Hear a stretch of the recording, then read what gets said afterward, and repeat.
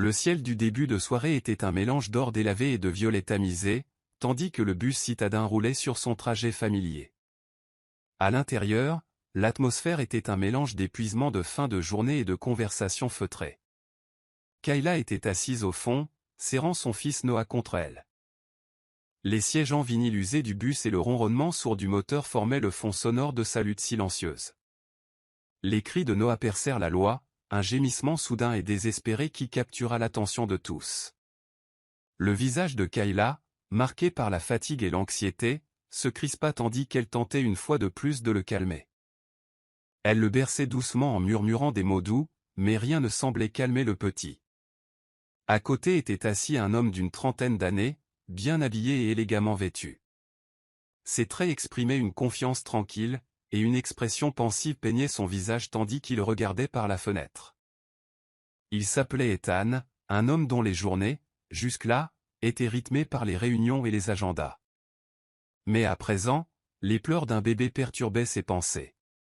Prenant une profonde inspiration, Kayla leva les yeux vers Ethan, implorant son aide. « Excusez-moi, dit-elle doucement, la voix légèrement tremblante. Pourriez-vous le tenir une minute ? J'ai juste besoin de reprendre mon souffle. » Ethan jeta un coup d'œil à Noah et remarqua la détresse sur le visage de l'enfant, une image miroir de l'inquiétude qu'il avait déjà vue à maintes reprises, mais qui éveillait toujours quelque chose au plus profond de lui. Bien sûr, il répondit avec un calme mesuré, déplaçant ses affaires pour faire de la place sur ses genoux. Il tendit la main et, avec douceur, accepta Noah des bras de Kayla. Au moment où leurs regards se croisèrent, une lueur sourde passa entre eux. Dès que le bébé fut placé dans ses bras, le regard d'Ethan se posa sur ses traits délicats. Un frisson le parcourut. Une étincelle de reconnaissance, une familiarité qu'il ne parvenait pas à définir, s'alluma dans son cœur. Lentement, et presque imperceptiblement, ses lèvres remuèrent. Dans un murmure feutré et respectueux, audible seulement par lui-même, il murmura « Il me ressemble ». Les mots restèrent suspendus dans l'air. Pendant une fraction de seconde, le temps sembla suspendu. Kayla, occupée à reprendre ses esprits, faillit manquer sa réaction. Mais soudain, ses yeux se levèrent brusquement, scrutant son visage en quête de confirmation. L'espace d'un instant, aucun des deux ne parla. « Vraiment ?» demanda doucement Ethan, la voix teintée d'espoir et d'incertitude. Sa question était douce, presque comme s'il craignait la réponse au moment même où il la posait. Les yeux de Kayla s'écarquillèrent, mêlés de stupeur et d'appréhension. « J'ai juste besoin d'un instant », balbutia-t-elle en reprenant Noah d'une main tremblante. L'expression de stupeur et de confusion de l'homme persista tandis qu'elle se détournait précipitamment, laissant Ethan sur le siège, le bébé toujours dans ses bras. Tandis que le bus poursuivait son circuit, l'esprit d'Ethan s'emballa. En cet instant fugace, à peine plus long qu'un battement de cœur, sa vie avait pris un tournant inattendu. Et si le bébé lui ressemblait vraiment ? Cette possibilité réveilla des souvenirs longtemps refoulés, un passé douloureux, un amour brutalement terminé et un secret resté caché pendant des années. Ethan pressa sa main contre sa poitrine. « Non, c'était impossible », murmura-t-il, même si la certitude dans sa voix trahissait des émotions plus profondes. Le doux ronronnement du moteur était assourdissant tandis que ses pensées tourbillonnaient. Il se souvenait de nuits passées à s'interroger sur une promesse brisée, une occasion manquée et un amour qui n'avait jamais vraiment pris fin. Le destin lui offrirait-il une seconde chance, une chance de rédemption ? Pendant ce temps, Kayla descendait à l'arrêt suivant, un quartier modeste où le soleil se couchait déjà sur les toits fatigués. Noah dans ses bras, elle se fondit rapidement dans la foule, le cœur battant à tout rompre. Chaque fois qu'elle jetait un coup d'œil en arrière, elle s'attendait presque à voir le regard perçant de l'étranger la suivre. Pourtant, après plusieurs regards inquiets, il n'était plus en vue. Dehors, l'air frais du soir l'enveloppait tandis qu'elle avançait rapidement dans une rue faiblement éclairée. L'agitation de la ville s'estompa, remplacée par le bourdonnement discret de son propre cœur et le bruit lointain des voitures qui passaient. À ces moments-là, ses pensées bouillonnaient de questions. Les paroles de cet homme avaient-elles un sens ? Était-il simplement un gentil inconnu, ou portait-il en lui un lien qui défiait la raison? De retour dans le bus, Ethan resta assis longtemps après que la plupart des passagers soient descendus. Il regardait par la fenêtre où les lumières de la ville se fondaient en flots d'or et d'argent. Son esprit était un champ de bataille d'émotions et de spéculations. Chaque détail, les yeux innocents de Noah, la courbe de son sourire, même la façon dont sa petite main entourait le doigt d'Ethan, lui rappelait douloureusement un passé qu'il souhaitait oublier, mais qu'il était pourtant obligé d'affronter. Il ne parvenait pas à se défaire du sentiment que le destin était à l'œuvre, orchestrant cette brève rencontre avec précision. Rassemblant sa détermination, Ethan décida qu'il ne pouvait laisser passer cet instant sans chercher des réponses. Son cœur le tiraillait vers un avenir chargé d'incertitudes, mais riche de promesses de découverte et, peut-être, de réconciliation. Dans la solitude silencieuse du bus presque vide, Ethan ferma les yeux un instant. Il repensa à la scène encore et encore, le départ précipité de Kayla, sa propre exclamation murmurée, et l'indéniable reconnaissance qui traversa son visage. Il me ressemble, ces mots deviendraient le mantra de sa détermination intérieure, l'étincelle qui pourrait bien déclencher un voyage pour reconquérir ce qu'il avait perdu depuis longtemps. Avant que le bus n'atteigne son dernier arrêt, Ethan prit sa décision. Il allait chercher Kayla, en apprendre davantage sur elle et, surtout, découvrir la vérité derrière cette rencontre fugace qui avait brisé sa façade soigneusement construite. Son instinct lui disait que la réponse résidait dans cette mystérieuse inconnue dans le bus, une femme qui, malgré son désespoir apparent et son cœur réservé, pourrait bien être la clé d'un nouvel avenir. Debout, la porte du bus s'ouvrit à la dernière station. Ethan hésita un instant de plus. Il serra dans ses bras l'espace désormais vide où le bébé s'était brièvement reposé et s'éloigna dans la nuit fraîche. Tandis qu'il se mêlait au flot des passagers qui partaient, son esprit vibrait d'une urgence qu'il n'avait pas ressentie depuis des années. La nuit était jeune, mais pleine de promesses et de vérités cachées, et quelque part en elle se trouvaient les réponses qu'il était déterminé à trouver. Ethan jeta un coup d'œil par-dessus son épaule, comme s'il espérait un signe ou un aperçu de Kayla parmi la foule qui s'éloignait. Les silhouettes se fondirent dans l'obscurité, ne lui laissant que sa détermination et un murmure de foi. Il me ressemble. Le chapitre se terminait avec la disparition d'Ethan dans la nuit, chaque pas faisant écho à sa nouvelle détermination à découvrir un passé qu'il ne pourrait jamais complètement échapper, et un avenir qui pourrait enfin arranger les choses. Des années auparavant, tout avait ressemblé à un film. Kayla s'en souvenait parfaitement, la nuit où elle avait rencontré Ethan Cole lors d'une collecte de fonds sur le campus. Elle était en 3e année au collège communautaire, jonglant entre 3 emplois à temps partiel et un programme de cours complet, sans jamais imaginer que le donateur, élégamment vêtu, qui prenait la parole à la tribune, lui parlerait, et encore moins la remarquerait. Mais il l'a fait. Elle servait des boissons. Il demanda de l'eau citronnée et lui sourit comme si elle n'était pas invisible. Son charme n'était pas criard, il était doux. Propre, posé, mais avec une lueur dans le regard qui disait qu'il voyait plus que l'uniforme ou le plateau qu'elle portait. « Je ne t'ai jamais vu par ici, disait-il. C'est probablement parce que je suis habituellement à la bibliothèque ou à la buanderie, avait-elle répondu en riant maladroitement. Ils prirent un café le lendemain. Puis déjeuner. Puis un tourbillon de promenade dans les parcs du centre-ville, des textos tard le soir qui la faisaient rire même épuisée, et des baisers volés derrière son immeuble avant qu'elle ne filât son travail du soir. Il ne semblait pas du genre à disparaître. Il l'écoutait parler, se souvenait de son thé préféré, lui apportait une bouillotte quand elle avait des crampes. Et puis, comme ça, il était parti. Pas d'appel.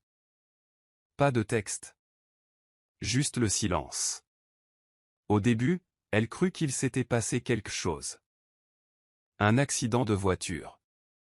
Une urgence familiale. Mais chaque fois qu'elle essayait d'appeler, la ligne était coupée. Lorsqu'elle a finalement traversé la ville jusqu'à l'adresse qu'il lui avait mentionnée un jour, une résidence sécurisée et coûteuse, la sécurité lui a dit « Personne de ce nom ici, madame ». 2 semaines plus tard, ses nausées ont commencé. Puis sont arrivées les règles manquées. Puis le test. Elle fixa les 2 lignes roses, incrédule. Ça n'avait aucun sens. Ethan avait été prudent.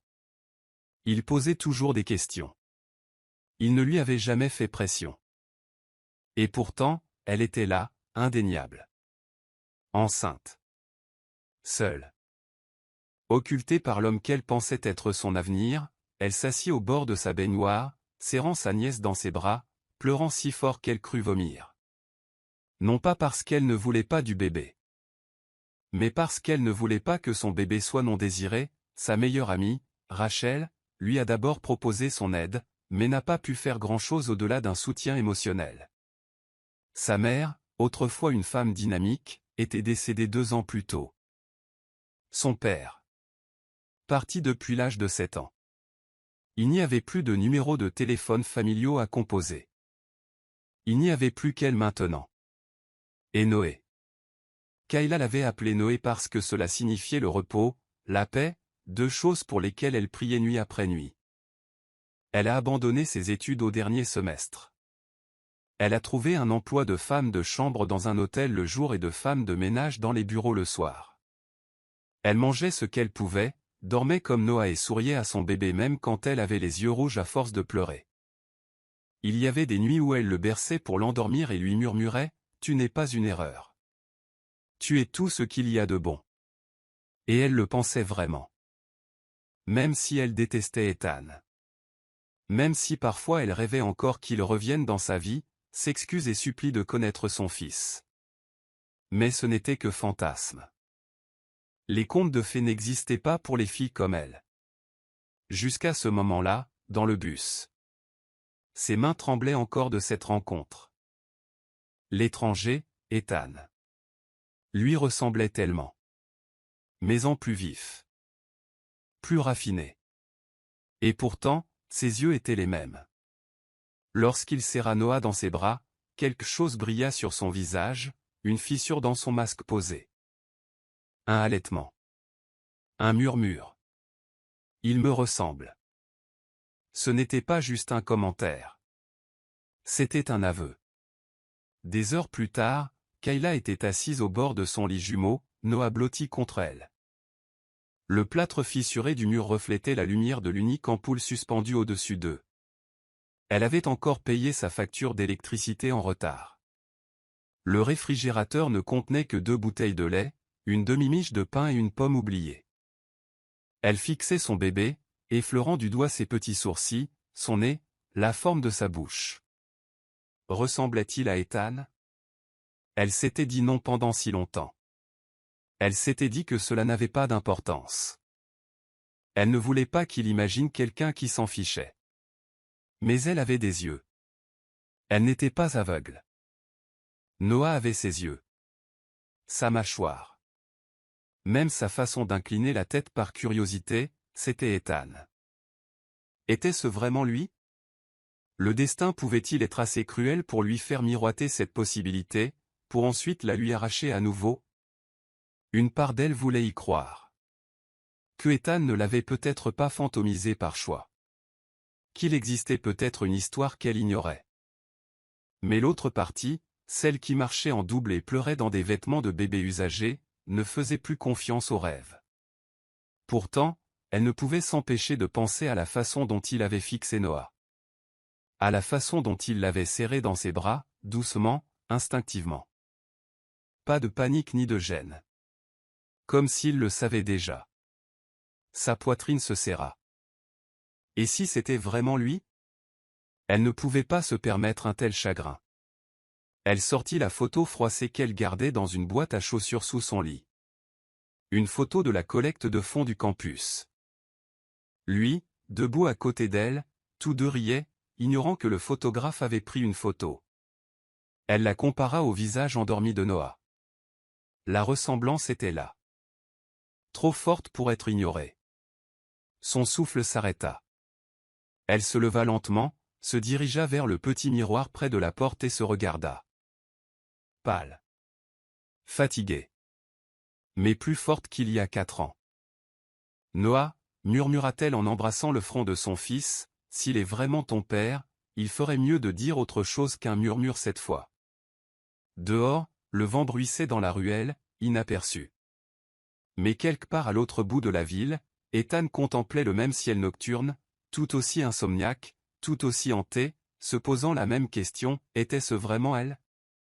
Ethan était assis dans son luxueux appartement ce soir-là, des plats intacts sur la table, un feu vacillant dans l'âtre en pierre.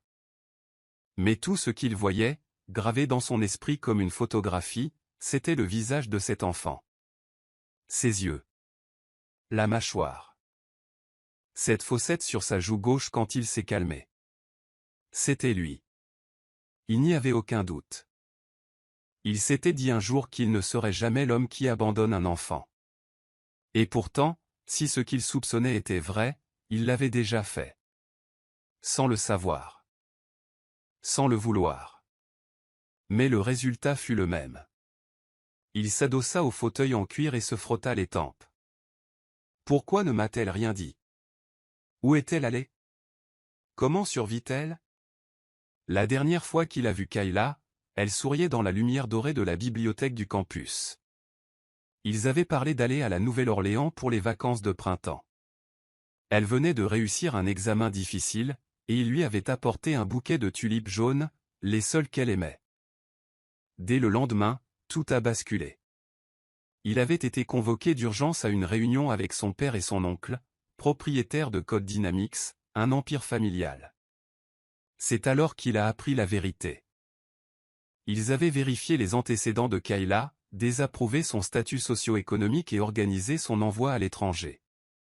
Tu te crois amoureux d'une fille qui cumule 3 emplois et loue un sous-sol, avait lancé son père. Tu es cool. Ton avenir est tout tracé. Tu ne vas pas le gâcher pour un chien errant. Il avait argumenté. Elle a crié. Mais le pouvoir qu'ils avaient sur lui à ce moment-là, ses finances, sa réputation, sa liberté, était trop fort. En moins de 48 heures, il était à bord d'un jet privé pour Londres, et toutes les tentatives pour la contacter par la suite ont échoué. Ils ont bloqué son numéro, l'ont supprimé de ses réseaux sociaux, et ont même fait en sorte que quelqu'un réponde à son appel lorsqu'elle essayait de l'appeler. Finalement, le silence a pris le dessus sur l'espoir, et la culpabilité s'est enfouie profondément sous son ambition. Mais maintenant, le col était vivant et gémissait dans ses bras, ne serait-ce que pour 1 minute. Et il ne pouvait plus l'ignorer. Il prit son téléphone et composa un numéro qu'il n'avait pas utilisé depuis des mois. Jared, dit-il, la voix tendue. Son meilleur ami, Jared Blake, bâillait à l'autre bout du fil. Il est presque minuit. Tu n'appelles pas pour parler crypto, si? Non. J'ai besoin d'aide. Une vraie aide. Jared s'assit. Que s'est-il passé? Ethan hésita. Je crois que je tenais mon fils dans mes bras. La ligne s'est tue. Il me faut plus de contexte, mec. Ethan a expliqué la rencontre dans le bus, le bébé, la mère, le murmure. Tout. Jared écoutait, son sarcasme habituel complètement disparu. Et tu es sûr que c'était Kayla? Oui. Je la reconnaîtrais n'importe où. Et ce gamin te ressemble. Comme si je l'avais recraché moi-même. Jared laissa échapper un long soupir. Ok. Qu'est-ce que tu veux faire? Je dois la retrouver. Je ne sais même pas où elle habite, mais le bus était la ligne 47. Je peux le localiser. Elle est descendue près d'une boulangerie, au croisement de la 12e et de Jones. J'ai vu le panneau. Tu veux que j'embauche quelqu'un? Non, dit Ethan fermement. Plus d'intermédiaire. C'est comme ça que je l'ai perdu la première fois. Je le ferai moi-même. Le lendemain matin, il enfilait un jean et un simple sweatshirt, sans logo de marque, sans chauffeur, sans montre à $1000. Juste un homme en mission. Il a parcouru le parcours 2 fois, à la recherche de la boulangerie. 12e et Jones. Il trouva la pâtisserie Rita. Ça sentait la cannelle et le sucre. Il entra et commanda un café, histoire d'engager la conversation. La barista, une femme d'une 40aine d'années au regard bienveillant, remarqua ses regards distraits vers la fenêtre. Tu cherches quelqu'un, ma puce? Ethan esquissa un sourire nerveux. Plus ou moins. J'ai vu une femme descendre du bus hier après-midi. Elle avait un bébé avec elle. Cheveux bouclés, yeux fatigués. Elle s'est peut-être arrêtée près d'ici. La femme pencha la tête. Tu es une amie? Quelque chose comme ça. Elle l'observa un moment. Elle passe parfois. Plutôt discrète. Il achète un bagel nature et un petit verre de lait. Il ne parle jamais beaucoup. Ethan en a le souffle coupé. C'est elle. Savez-vous où elle habite? La femme haussa un sourcil. On n'est pas dans un bureau de détective privé. Ethan baissa la voix. Je n'essaie pas de lui faire du mal. Ce bébé. Je pense qu'il pourrait être à moi. Je veux juste aider. La barista croisa les bras, puis soupira. Je ne peux pas te donner son adresse. Mais elle descend toujours cette ruelle, puis tourne à gauche. Tu trouveras la suite. Ethan hocha la tête avec gratitude et laissa un pourboire de $100. En descendant la ruelle, il remarqua une rangée de logements sociaux, de la peinture défraîchie, des marches fissurées, des cordes à linge ondulant au vent. Sa poitrine se serra. C'est ici qu'elle a atterri. Elle avait toujours rêvé de posséder une petite librairie et de vivre dans une maison avec de grandes fenêtres. Et voilà, elle était là. Il compta les portes. Puis il s'arrêta.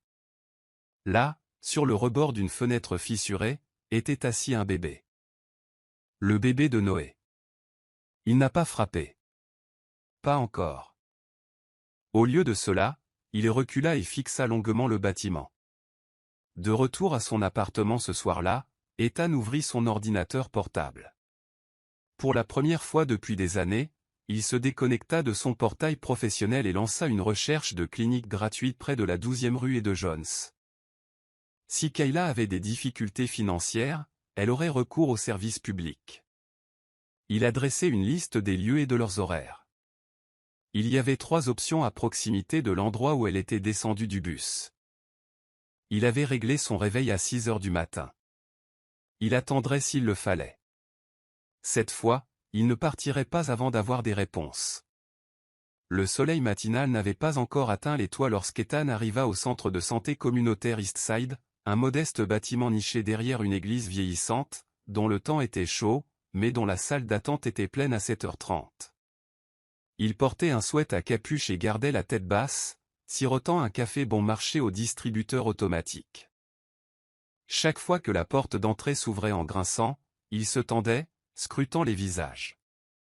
Des mères avec leurs tout-petits. Des adolescentes enceintes. Des hommes âgés avec des cannes. Mais pas de Kayla. La première heure s'est écoulée. Puis 2. L'infirmière à l'accueil lui lança un regard noir. « Vous attendez quelqu'un, monsieur ?» Ethan hocha poliment la tête. « Ouais. » Ma sœur, a-t-il menti. Tu sais qu'on ne laisse pas traîner les gens ici s'ils n'ont pas de rendez-vous. Je pars bientôt. Encore 5 minutes. Mais 5 minutes se sont transformées en 10.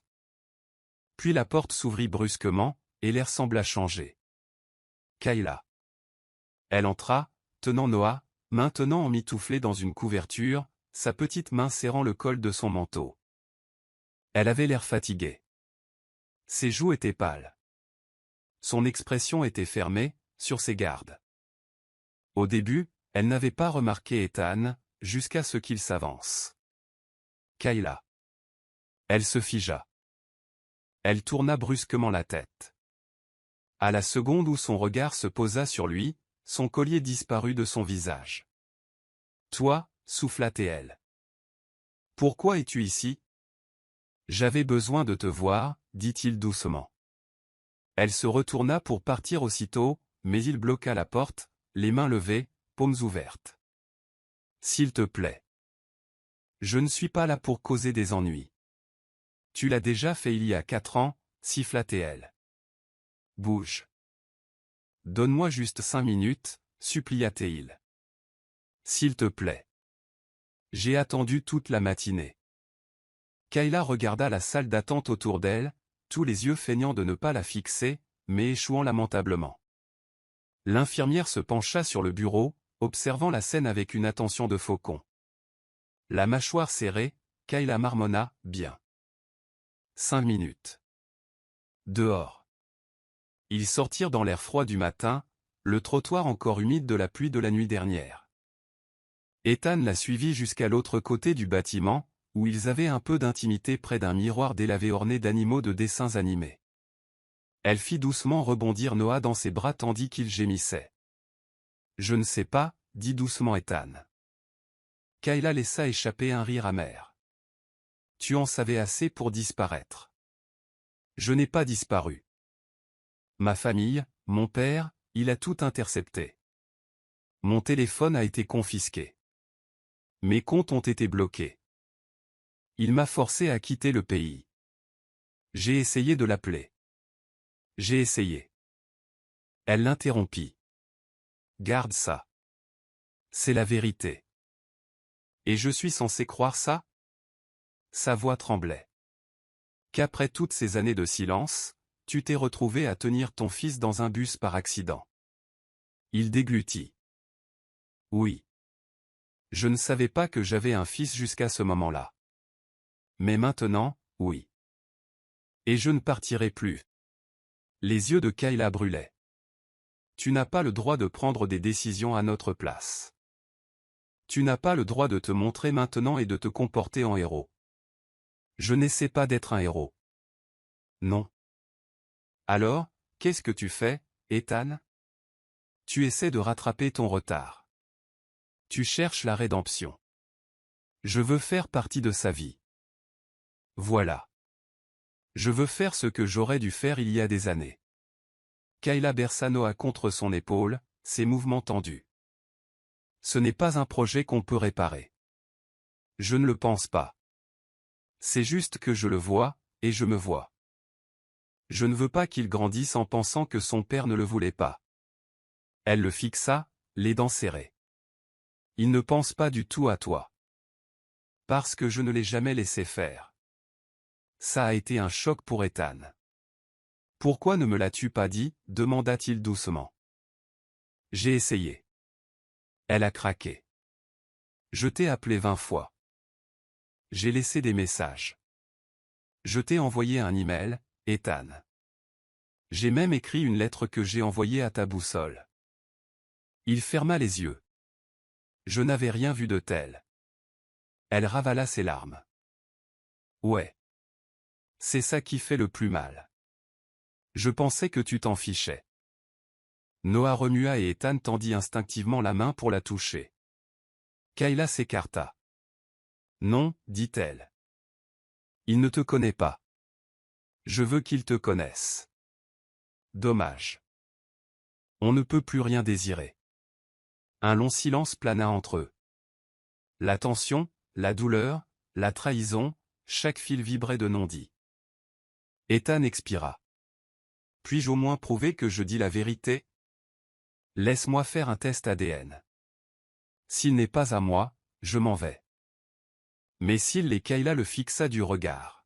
« S'il l'est, quoi? » « Je veux bien faire les choses, dit-il.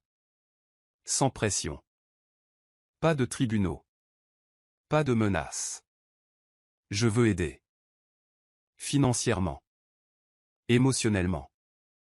Tout ce que tu me laisseras faire. » Elle détourna le regard, les larmes aux yeux, mais refusant de couler. « Tu crois que l'argent arrange tout? Non. Mais ça aide. N'est-ce pas? » Cela la fit tressaillir. Elle détestait qu'il ait raison. « Je vais réfléchir à l'examen, » murmura-t-elle. « D'accord. Mais ne t'approche plus de nous sans mon autorisation. Tu comprends? » Ethan hocha la tête. « J'attendrai. Merci de m'avoir parlé. » Elle se retourna pour s'éloigner, Noah toujours en train de s'agiter contre sa poitrine.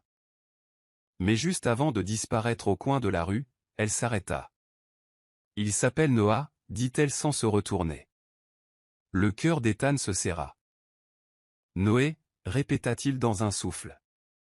C'est magnifique. Elle ne répondit pas. Mais ce nom résonnait dans sa poitrine comme une promesse. Il ne la lâcherait plus. Cette nuit-là, Kayla ne put dormir. Noah ronflait doucement à côté d'elle, sa petite poitrine se soulevant et s'abaissant à chaque respiration. Mais son esprit s'agitait comme une tempête. Elle avait regardé Ethan droit dans les yeux, entendu le tremblement dans sa voix, la culpabilité crue, la douleur sourde. Et elle détestait qu'une petite part enfouie en elle veuille le croire. Pourtant, la confiance n'était pas chose facile quand on élevait le bébé seul, qu'on gagnait de l'argent pour acheter des couches et qu'on subissait les banques alimentaires alors que l'homme qui avait contribué à la naissance de son enfant vivait dans un immeuble de verre avec service de voiturier. Elle s'approcha de la fenêtre et écarta le rideau. Dehors, la ruelle était silencieuse. Un lampadaire bourdonnait faiblement. Puis ses yeux se posèrent sur l'enveloppe posée sur sa table. À l'intérieur se trouvaient les détails du test ADN demandé par Ethan. Après leur rencontre, il lui avait envoyé un SMS avec l'adresse d'une clinique et sa proposition de tout payer. Elle n'avait pas répondu. Mais elle garda l'enveloppe. Elle passa ses doigts sur le rabat. Puis, sans réfléchir, elle l'ouvrit. Ailleurs en ville, Ethan était assis en face de son père dans la salle à manger de la direction de Code Dynamics. Tout était épuré et marbré, à l'image de l'homme en face de lui. Alors, dit Charles Cole en sirotant un expresso, tu te remets à chasser les fantômes. Ce n'est pas un fantôme, répondit froidement Ethan. C'est la mère de mon enfant. Charles rit. Mon enfant. Elle t'a envoyé une facture pour tes arriérés de salaire? Elle ne m'a pas demandé un seul dollar. Pas une seule fois. Elle l'a élevée seule. Tu l'as effacée de ma vie et tu m'as laissé croire qu'elle ne me voulait pas. Charles haussa les épaules. On a fait ce qu'il fallait. Tu étais impulsif. Elle était une distraction. Elle était la seule chose réelle dans ma vie, rétorqua Ethan. Et maintenant, j'ai raté 4 années de la vie de mon fils à cause de toi. Tu penses qu'il est à toi. C'est vrai, dit Ethan d'un ton neutre. J'ai déjà organisé un test ADN. Charles se laissa aller en arrière, indifférent. Même si le garçon est de toi, ça ne change rien. Nous avons gravé votre avenir dans la pierre. Votre héritage. Votre image publique.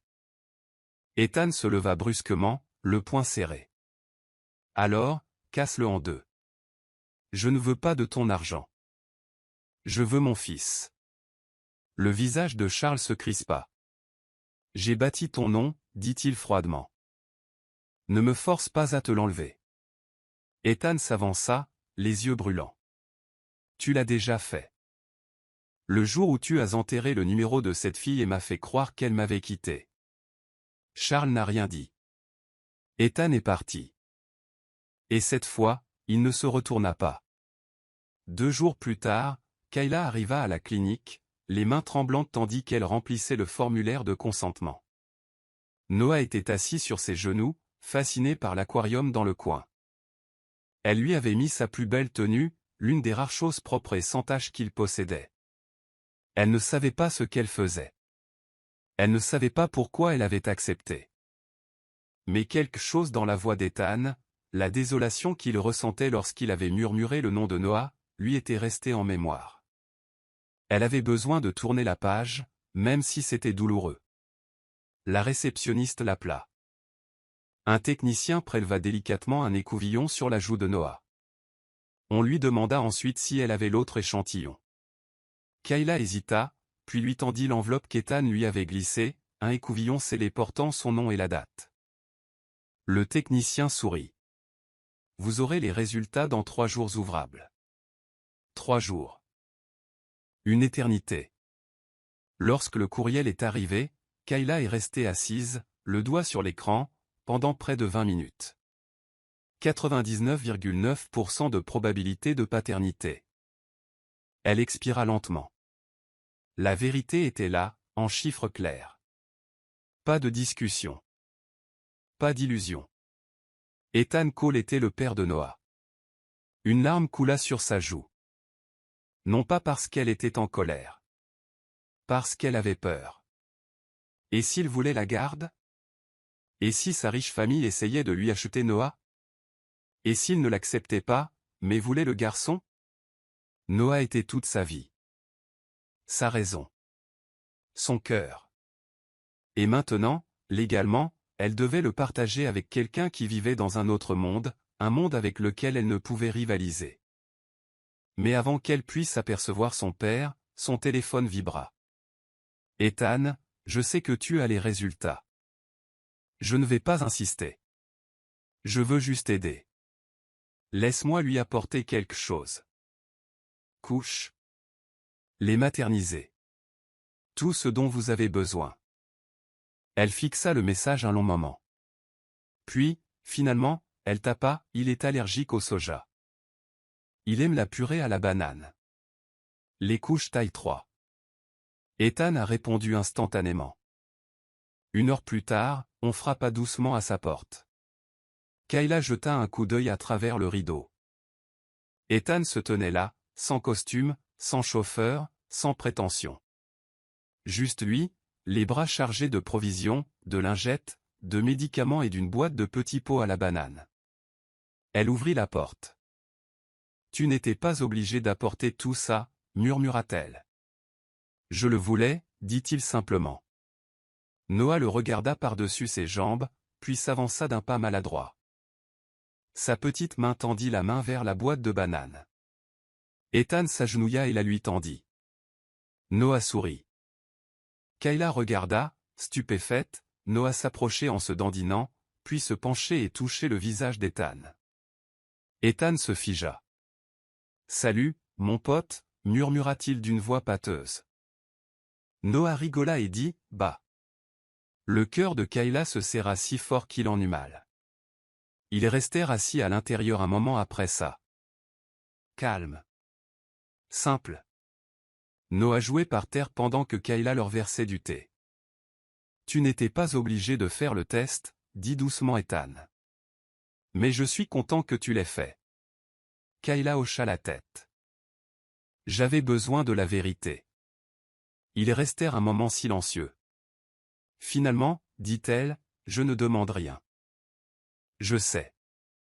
Je ne veux pas de bataille judiciaire ni de jeu d'argent. Tu n'auras rien de tout ça avec moi. Elle leva les yeux. Alors, que veux-tu? Le regard d'Ethan était fatigué mais sincère. Le temps. Le connaître. Gagner ta confiance. Tout m'a manqué. Ses premiers pas. Ses premiers mots. Je veux être là maintenant. Kayla l'observa. Elle était encore forte, mais peut-être, le laisserait-elle frapper une fois. Je ne sais pas comment faire, admit-elle. Je ne l'ai jamais partagé avec personne. Alors, découvrons-le ensemble. Noah se glissa entre eux et fourra la petite voiture dans la main d'Ethan. Il sourit à son fils. Et pour la première fois, Kayla ne l'empêcha pas de le tenir. Elle observait simplement. Et se demandait. Un étranger parti pouvait-il encore devenir un père qui reste? Les jours qui suivirent lui semblèrent marcher sur une corde raide. Kayla n'était pas sûre de faire le bon choix. Laisser Ethan apparaître. Le laisser exister sur la même orbite que Noah. Mais elle avait pris une décision silencieuse. Noah méritait la vérité, et Ethan avait gagné le droit d'essayer. Pourtant, elle fixait des limites.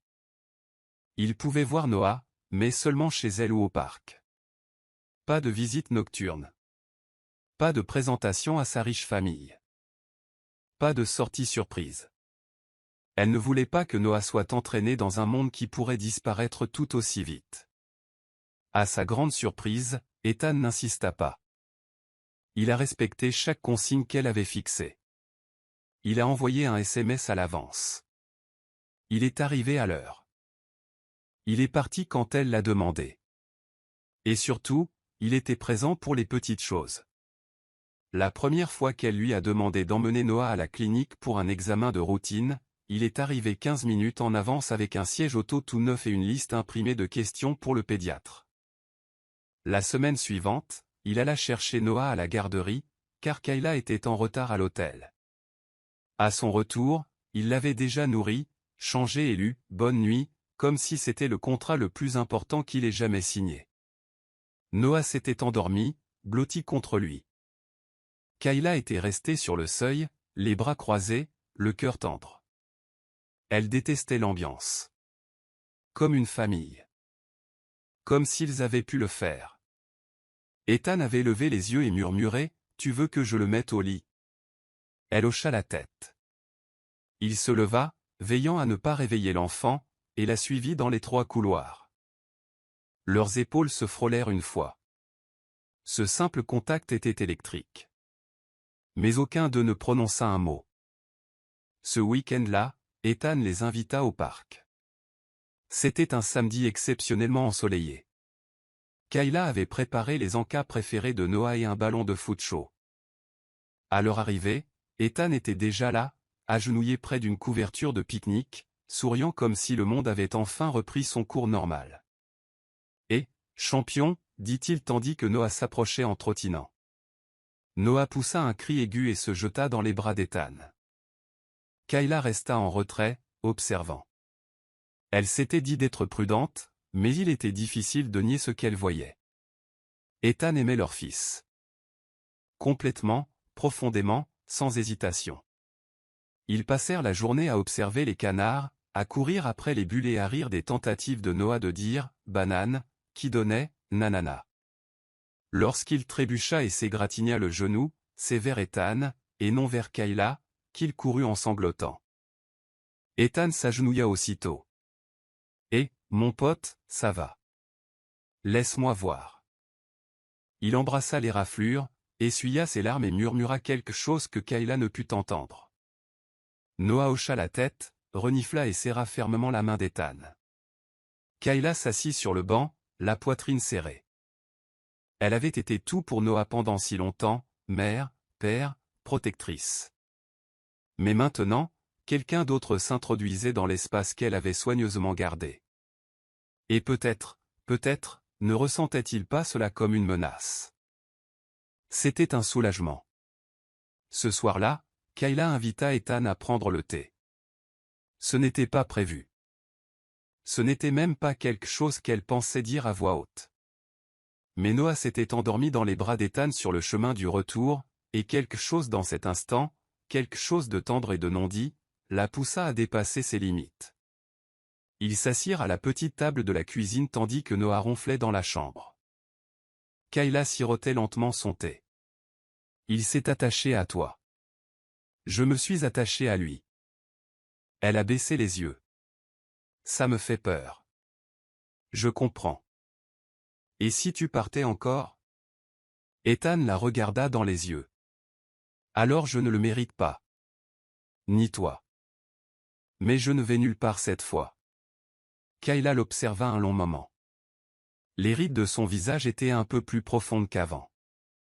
Il paraissait plus âgé, plus sage. Ce n'était plus l'homme qui lui tenait la main dans les cours de l'université et lui parlait de Paris comme d'un rêve. C'était un homme revenu. Et il est resté. Tu ne savais vraiment pas, demanda-t-elle doucement. Non, sa voix se brisa. Pendant des années, je me suis réveillé chaque jour en me demandant pourquoi tu m'avais quitté. Je pensais que tu avais abandonné. Je pensais que je n'étais qu'une aventure. Kayla laissa échapper un rire amer. J'ai pensé la même chose de toi. Elles se turent toutes les deux. Le silence ne semblait pas pesant. On aurait dit une reconnaissance, comme si l'espace entre eux se remplissait des années perdues. Ethan se pencha en avant, les coudes appuyés sur la table. J'ai perdu 4 ans de sa vie, Kayla. Je ne me le pardonnerai jamais. Mais si tu me le permets, si tu me le permets vraiment, je veux être le père qu'il mérite. Pas seulement de nom. En tout. Sa gorge se serra. Il mérite de la constance. Alors je serai constante. Il a besoin d'amour. Je l'aime déjà. Elle baissa les yeux vers son thé, puis le regarda de nouveau. Je ne sais pas ce qui se passe entre nous. Ou si c'est quoi que ce soit. Mais je vois ce qu'il voit en toi. Et je veux croire en toi. À nouveau. Le regard d'Ethan s'adoucit. Tu n'es pas obligé de croire en moi tout de suite. Laisse-moi juste te prouver que j'en vaux la peine. La pièce s'emplit du bourdonnement discret du réfrigérateur et du craquement occasionnel du vieux plancher. Kayla se laissa aller en arrière, épuisée mais plus légère. Et peut-être, juste peut-être, un peu pleine d'espoir. La semaine suivante, Ethan devint leur routine. Il a aidé à réparer une porte de placard cassée dans la cuisine. Il a appris la chanson du bain de Noah. Il a aidé Kayla à trier de vieux vêtements de bébé pour les donner. Il a même trouvé comment faire manger des brocolis à Noah en les appelant de petits arbres et en faisant des bruits de dinosaures. Un soir, alors que Noah avait de la fièvre, Kayla a appelé Ethan, paniqué. Il était là en 12 minutes chrono. Tenant la main de Noah. Tenant la sienne. Et quand le bébé s'endormit enfin, en sueur mais calme, ils s'assirent sur le canapé dans le noir, la tête de Kayla reposant légèrement sur l'épaule d'Ethan. Aucun mot ne fut prononcé. Mais son silence ne ressemblait plus à de la distance. Il était synonyme de sécurité. À la fin de la semaine, quelque chose avait changé. Un soir, Kayla rentra tard du travail. Ethan était assis par terre, Noah endormi sur ses genoux, un bras autour du garçon, l'autre tenant un vieux livre du soir. Elle resta sur le seuil, observant. Puis, pour la première fois, elle dit « Reste dîner ». Ethan leva les yeux, surpris. « Ouais. J'aimerais bien. » Elle sourit faiblement. « Je n'ai pas cuisiné. Mais il y a des pizzas surgelées. Encore mieux. » Ils mangèrent sur le canapé, riant des habitudes de Noah au coucher et de la façon dont il se retrouvait toujours avec les 2 chaussettes manquantes. Et ce soir-là, après avoir couché Noah, Kayla ne demanda pas à Ethan de partir tout de suite. Elle lui tendit plutôt un oreiller et une couverture. « Tu peux dormir sur le canapé. » Ethan cligna des yeux. « Tu es sûr ? » « Je te fais confiance, » dit-elle à voix basse. Plus que je ne le pensais. Ethan prit l'oreiller, hocha la tête et sourit. « Alors je gagnerai cette confiance chaque jour. » Elle se dirigea vers sa chambre et ferma doucement la porte derrière elle. Et pour la première fois depuis des années, elle n'eut plus l'impression d'être seule. Dehors, la nuit s'étendait, calme et silencieuse. À l'intérieur, un père dormait à portée de son fils. Et au bout du couloir, une mère dormait enfin sans crainte. Ethan se tenait devant le miroir, vêtu d'un costume sur mesure qui semblait plus lourd qu'une armure. Le tissu lui allait parfaitement, repassé et propre, mais le poids qu'il ressentait ne reposait pas sur ses épaules, mais sur sa poitrine.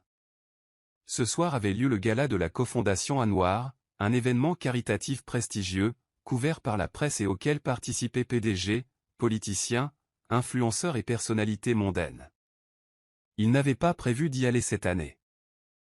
Mais une idée folle avait germé quelques jours plus tôt. Une décision qu'aucun consultant ne recommanderait jamais.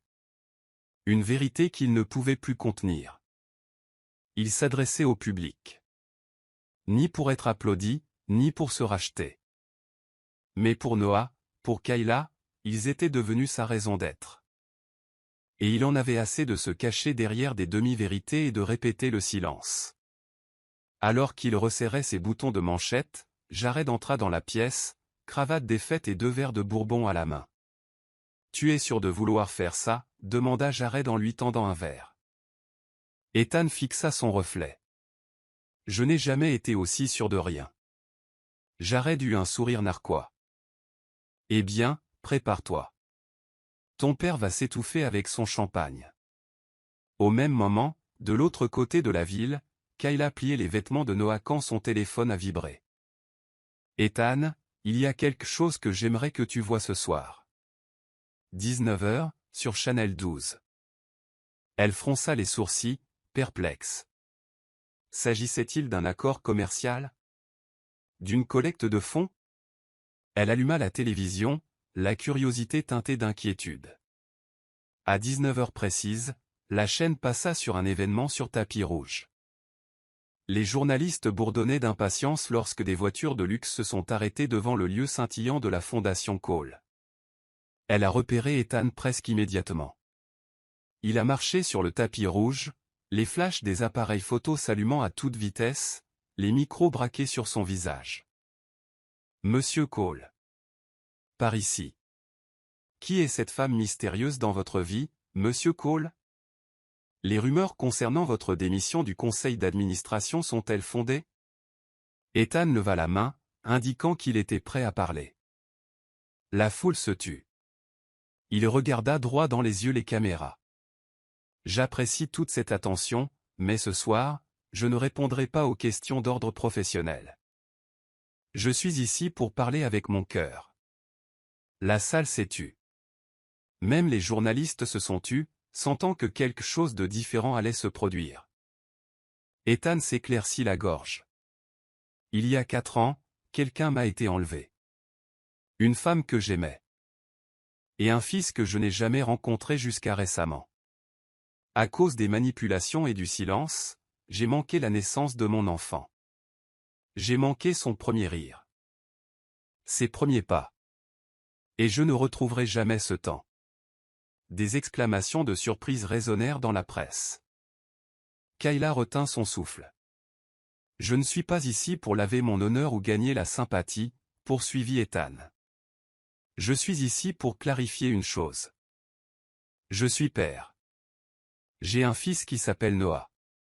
Et je l'aime plus que tout ce que j'ai pu construire dans ma vie. Les larmes montèrent aux yeux de Kayla. Je quitte mon poste chez Code Dynamics. À partir d'aujourd'hui, ma priorité sera d'être d'abord un père, puis un homme d'affaires. Tu peux imprimer ça. La presse explosa de flashs, de questions, de cris de surprise. Ethan sourit doucement. Et à Kayla, si tu me regardes, je pensais vraiment tout ce que je t'ai dit. Je ne repartirai pas. De retour à son appartement, Kayla fixait l'écran, figée. Elle ne savait pas si elle devait rire, pleurer ou crier. Elle choisissait les larmes. Personne ne l'avait jamais réclamé de cette façon. Pas comme ça. Pas sans honte. Pas sans condition.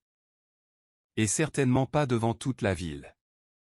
Pour une fois, quelqu'un était fier de prononcer son nom. Même s'il ne le prononçait pas à voix haute, elle le sentait dans chaque mot. Noah gloussa depuis le tapis de jeu, la tirant de là. Il brandissait fièrement sa petite voiture. Papa, bredouilla-t-il. Elle s'étrangla. Il n'avait jamais dit ça auparavant.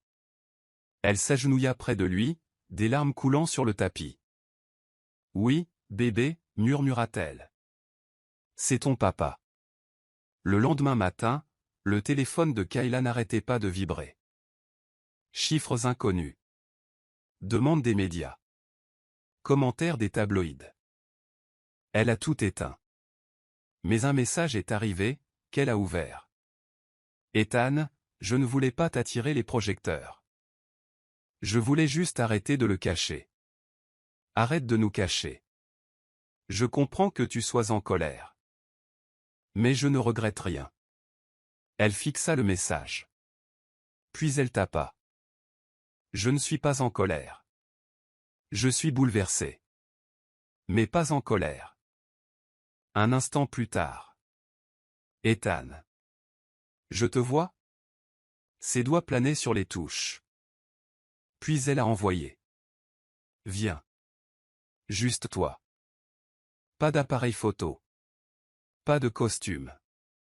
Lorsqu'il frappa, elle ouvrit et le trouva en jean et sweat à capuche, les cheveux légèrement en bataille, des cernes sous les yeux, mais souriant. On dirait que tu n'as pas dormi, dit-elle. Moi non plus. Tu as fait une bêtise la nuit dernière. Ouais, dit-il d'un air penaud. Tu me détestes pour ça?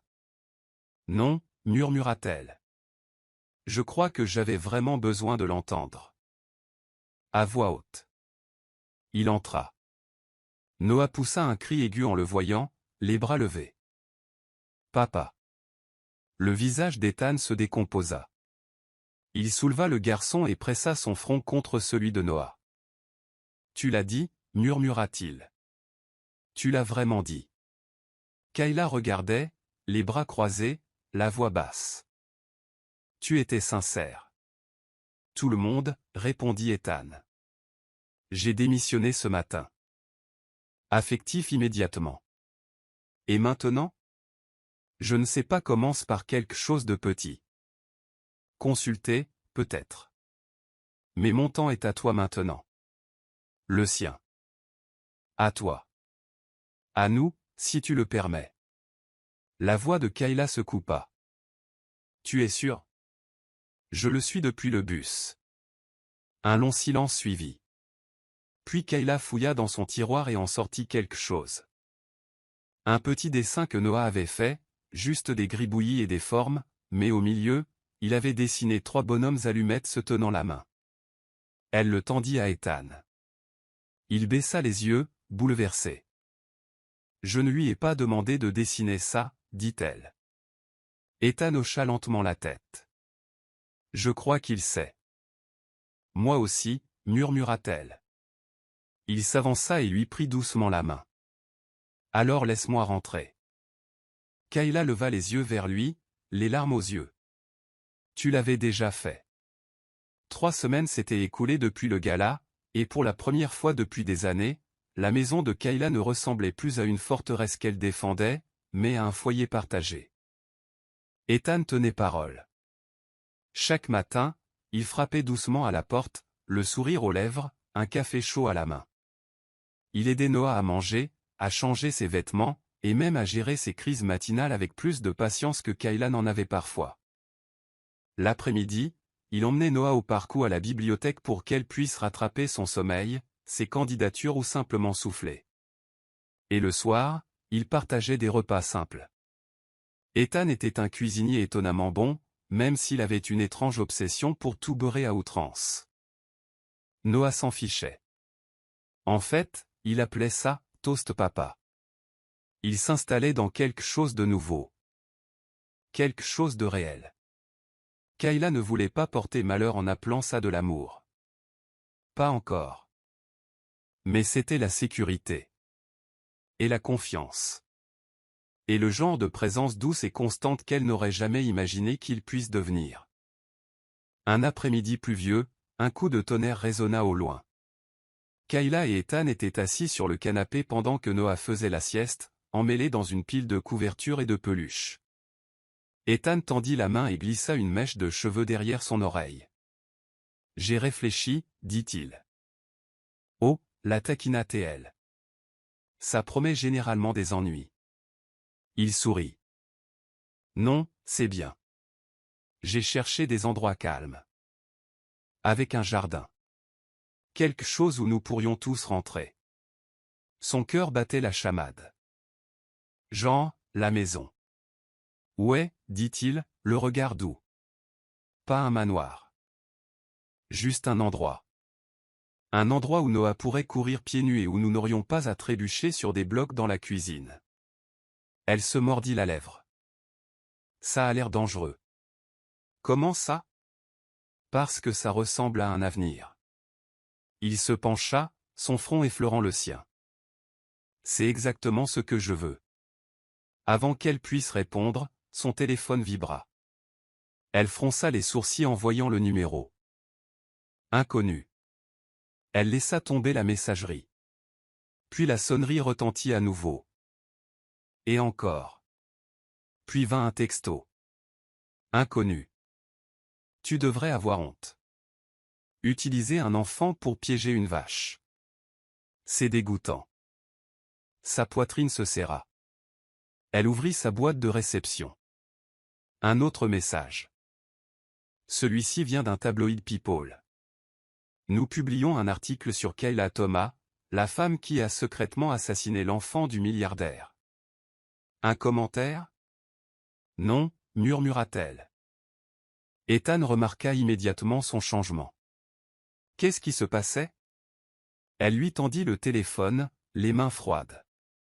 Il serra les mâchoires en lisant. « Qui a divulgué ça ?» demanda-t-elle. « Je n'ai rien dit à personne. » Il se leva et fit les 100 pas. « Ce n'était pas moi. Je le jure. J'ai tout gardé pour moi. Quelqu'un devait savoir. Peut-être de ton côté. » J'ai croisé leur regard, dit-il d'une voix plus forte. Je n'ai pas parlé à mon père depuis le soir où j'ai démissionné. Mais le mal était fait. Ce soir-là, un photographe rôdait dehors. Au matin, les tabloïds publiaient des articles avec des titres tels que « Pauvre fille, bébé riche », dans les coulisses du scandale aérien caché d'Ethan Cole. Aller chercher une maman ou un amour innocent. Le dossier de Kayla Thomas. Kayla n'est pas sortie pendant 2 jours. Ethan est resté à ses côtés, calmant Noah, l'aidant à bloquer les appels harcelants et à consulter un avocat pour lui remettre une mise en demeure. Mais elle n'était pas en colère. Elle était brisée. « Je te l'ai dit », murmura-t-elle un soir. « Je t'avais dit qu'on n'était pas prêt à entendre ta parole. »« Ce n'est plus ma parole, » répondit Ethan en lui prenant la main. « C'est notre parole maintenant. Et je ne fuis pas. Mais il me critique en ligne. Il m'insulte. Je fouille dans mon passé comme un criminel. Tu es la meilleure mère que j'ai jamais vue, dit-il avec férocité. Et ils ne peuvent rien y changer. Mais ils peuvent ruiner la paix de Noé. C'est ce qui m'effraie le plus.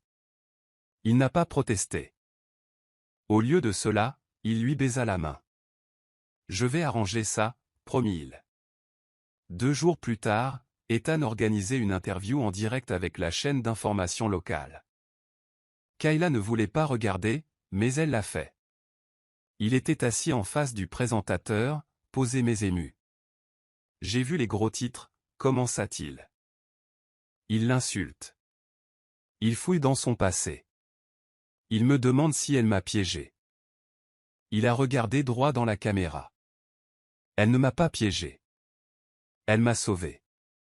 L'encre cligna des yeux, surprise. Comment ça? Kayla a élevé notre fils sans aucune aide. Sans argent. Aucun soutien. Elle n'a pas essayé de me poursuivre en justice. Elle n'est pas venue pour attirer l'attention. Je l'ai trouvée. Par hasard. Et elle m'a laissé entrer, même si elle avait toutes les raisons du contraire. La présentatrice marqua une pause. Et qu'en est-il des accusations selon lesquelles elle ferait ça pour le prestige? Elle n'a jamais voulu être sous les projecteurs. Je la ramène. J'en assume l'entière responsabilité. Et que répondriez-vous à ceux qui remettent en question sa personnalité? Ethan sourit. Je dirais ceci, si quelqu'un veut remettre en question la force d'une femme qui a élevé seule un enfant tout en cumulant 2 emplois et qui l'a quand même envoyé dormir tous les soirs, il ne la remet pas en question. Il se dévoile. Kayla sentit les larmes couler sur son visage. L'animateur demanda, « Tu l'aimes ?» Ethan n'hésita pas. Oui. Tout le studio est devenu silencieux. Je l'aime. J'aime notre fils. J'ai renoncé à un héritage d'1 milliard de dollars pour être avec eux. Et je le referai. Cette nuit-là, après que le monde entier eut entendu chaque mot, Kayla ouvrit la porte avant même qu'il ne frappe. Elle ne dit rien. Elle le tira simplement à l'intérieur et l'embrassa comme si elle avait quelque chose à dire qu'elle ne pouvait pas dire à voix haute. Et il l'embrassa en retour, sans hésitation. Le lendemain matin, Kayla se connecta à son téléphone et trouva quelque chose d'inattendu, du soutien. Des inconnus, des mères, des parents célibataires, et même d'anciens critiques, inondaient sa boîte mail d'encouragement. Tu es une héroïne. Je soutiens ta petite famille. Merci d'avoir fait preuve de force sans honte. Elle fixait son écran, le souffle coupé. Ethan entra, Noah sur ses épaules. On a du pain grillé, cria Noah, des arbres à beurre. Kayla rit. Un rire sincère et spontané.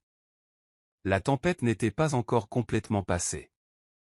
Mais, d'une manière ou d'une autre, grâce à l'amour et à la vérité, ils la surmontaient, ensemble. Le soleil matinal entrait par la petite fenêtre de l'appartement, peignant les murs d'un or doux. Noah était installé sur le canapé, fredonnant et empilant des blocs de construction, tandis que Kayla pliait le linge à proximité. Le silence était paisible, l'un de ces rares moments de tranquillité que leurs parents chérissaient comme un trésor. Cela faisait un mois que l'interview d'Ethan avait été diffusée en direct. Un mois que les rumeurs avaient cessé de circuler. Un mois que Kayla croyait enfin que peut-être, juste peut-être, elle n'aurait plus à faire ça seule. Ethan arriva comme d'habitude, frappant 2 fois, puis entrant doucement. Noah s'illumina dès qu'il le vit. « Papa !» Ethan le souleva d'un geste et l'embrassa sur le haut de la tête.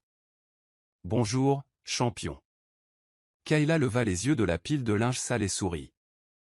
Ethan croisa son regard et sentit sa poitrine se serrer comme toujours ces derniers temps. Pas de nervosité ni de regret. De quelque chose de plus profond. Quelque chose de paisible. Elle était désormais chez lui. Plus tard dans la soirée, ils se rendirent tous les 3 au petit parc où ils avaient passé leur premier séjour en tant que nouvelle unité. C'était devenu un rituel maintenant, Noah adorait nourrir les canards, et Kayla adorait la façon dont Ethan emportait toujours des croûtes de pain supplémentaires dans la poche de son manteau, juste pour ça. Mais aujourd'hui, le parc avait changé. Au centre, un petit banc avait été installé. Il était flambant neuf, avec une peinture blanche fraîche et une plaque métallique fixée au dossier.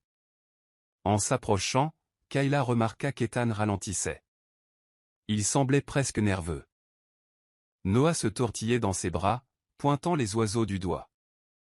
Kayla lut la plaque à voix haute. Pour ces instants qui nous surprennent quand on ne regarde pas, cassé. Son front se fronça.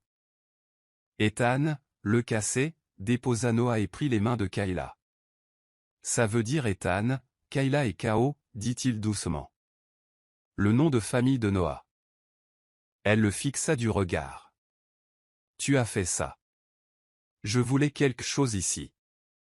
Quelque chose qui marquait le point où tout commençait à se remettre en place. Des larmes lui piquèrent les yeux, mais elle les chassa en clignant des yeux. Tu ne vas vraiment nulle part, n'est-ce pas? Pas question. Puis, à sa surprise, il fouilla dans la poche de son manteau, non pas pour une bague, mais pour un morceau de papier plié. Un dessin. Des traits de crayon. Bonhommes allumettes. Un soleil tordu. 3 personnes souriantes, un homme, une femme et un enfant. Au-dessus, écrit en grosses lettres de travers, « Ma famille », haleta doucement Kayla. C'est Noah qui a dessiné ça? Ethan a hoché la tête. Il me l'a donné hier soir. J'ai cru qu'il dessinait juste, mais il l'a pointé du doigt et a dit, c'est nous. Kayla le serra contre sa poitrine. Ses lèvres tremblaient. Ethan s'approcha. Je n'ai pas encore de bague. Je veux la trouver. Mais j'ai celle-ci. Je l'ai. Et je t'ai. Si tu m'as. Elle ne répondit pas. Elle se jeta dans ses bras et l'embrassa. Sans précipitation. Pas de feu d'artifice. Juste un oui calme, constant et inconditionnel. Lorsqu'ils se séparèrent, Noah resta là à regarder, le sourire aux lèvres.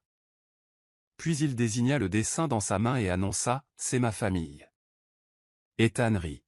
« Oui, c'est ma famille, mon pote. » Les semaines suivantes se déroulèrent tranquillement.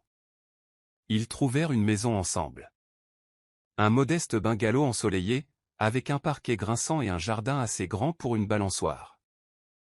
Kayla a conservé son emploi à temps partiel, davantage pour elle-même que pour Survivor Now. Ethan s'est lancé dans le conseil d'administration et le mentorat auprès de jeunes entrepreneurs. Pas de conseil d'administration, pas de médias, juste un objectif. Chaque soir, le bruit des jouets qui s'entrechoquent, des casseroles qui bouent et des histoires du soir lues à voix basse étaient omniprésents. Un week-end, ils firent leur premier pique-nique familial dans le nouveau jardin. Noah courait pieds nus dans l'herbe, chassant les bulles, tandis que Kayla était assise sur les genoux d'Ethan, sur une vieille couverture à carreaux. Elle riait de quelque chose qu'il avait brûlé pour le déjeuner. Ethan enfouit son menton par-dessus son épaule. Tu sais ce que je pense? Quoi? Que, d'une manière ou d'une autre, le pire jour de ma vie a conduit à ça. Elle se tourna vers lui. Qu'est-ce que tu veux dire? Ce trajet en bus. Tenir Noah dans mes bras pour la première fois. Réaliser que j'avais raté des années. Ça m'a anéanti. Mais maintenant il l'embrassa sur le front. Je devais tout recommencer pour en arriver là. Elle sourit. C'est dangereux de dire ça. Pourquoi? Parce que la vie a tendance à vous mettre à l'épreuve quand vous commencez à vous sentir trop à l'aise. Il rit. Puis, laisse-moi faire. Je vous tiens tous les deux, maintenant. Je peux tout supporter. Un soir, alors que la pluie tapait doucement sur les vitres, Ethan borda Noah et retourna au salon où Kayla allumait une bougie sur la table basse. Les lumières étaient tamisées. Un disque jouait doucement en fond sonore. Kayla l'interpella sur le canapé. « Tu crois qu'on lui racontera un jour toute l'histoire » demanda-t-elle. Ethan l'entoura de son bras. « Quand il sera assez grand, oui. Il mérite de savoir à quel point tu t'es battu. Comme tu étais fort. Comme nous étions forts, corrigea-t-elle. Il sourit. Juste. Ils restèrent assis en silence un moment, la franchise vacillant doucement entre eux. Puis elle murmura, « Parfois, je me demande comme la vie aurait été différente si tu n'étais jamais parti. » Ethan lui a embrassé la main. « Mais alors, nous n'aurions pas Noah tel qu'il est. Et tu ne serais pas la femme dont je suis amoureux maintenant. » Elle le regarda. « Tu dis toujours ce qu'il faut. » Non, dit-il en écartant ses cheveux de sa joue. J'ai enfin appris à le penser. Les mois ont passé. Les gros titres ont disparu.